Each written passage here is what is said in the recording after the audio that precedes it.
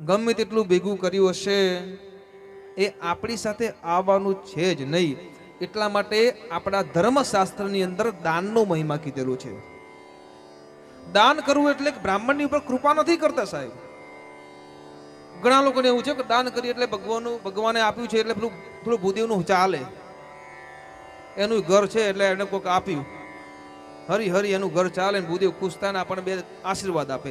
દાન કરવું એ આપણી જવાબદારીમાં કેમ આવે છે? કારણ કે આપણે છોડવાની તૈયારી કરીએ છીએ, એ આપણી તૈયારી છે. યોગ્ય દાન, શ્રેષ્ઠ દાન. બ્રાહ્મણની જરૂર સેકન્ડરી છે, પણ આપણે છોડી શકીએ છીએ. શું છોડીએ? જે સૌથી વધારે પ્રિય હોય એ છોડીએ તો એનો આપણને આનંદ આવે. સૌથી વધારે ભગવાને ધન આપ્યું હોય અને ધન છોડીએ એટલે આપણે તૈયારી કરીએ છીએ. આપણા માઇન્ડને, મનને ટ્રેનિંગ આપીએ છીએ કે આપણે જીવન આખું છોડવાનું છે. હાથમાંથી 2 પૈસા નહીં છૂટે તો મૃત્યુ સમયે આ જીવન પણ નહીં છૂટે. આપણી મૃત્યુની પહેલી તૈયારી એ દાન કર્મ છે. સમયનું દાન. સત્સંગમાં જઈને બેસીએ, 50 વર્ષ થઈ ગયા, 55 વર્ષ થઈ ગયા, દીકરા બધા ઓકે છે, સત્સંગમાં જઈને બેસીએ છીએ, એ સમયનું દાન છે. આપણે સમયનો સદુપયોગ કરીએ છીએ. ક્રિયાનું દાન.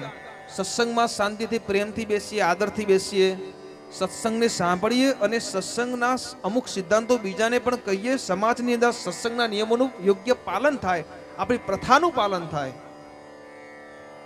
એને કહીશું આપણે ક્રિયાનું દાન, કર્મદાન. વડવાઓની પાછળ પિંડદાન કરીએ, શ્રેયોદાન કરીએ, ધનદાન કરીએ, ભોજન દાન કરીએ. આખી જિંદગી બધાનું ખાધેલું છે તો હવે ક્યારેક કંઈક પ્રસંગ આવે એટલે સારામાં સારી ડીશ આપણે જમાડીએ બધાને, ભોજન દાન કીધેલું છે.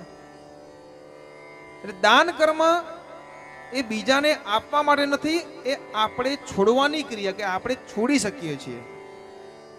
બાકી બધાને ખાવું ગમે હો, 1000 રૂપિયાની ડીશ હોય લગ્નમાં તો જોઈએ તો 30% બગાડો થતો હોય હો.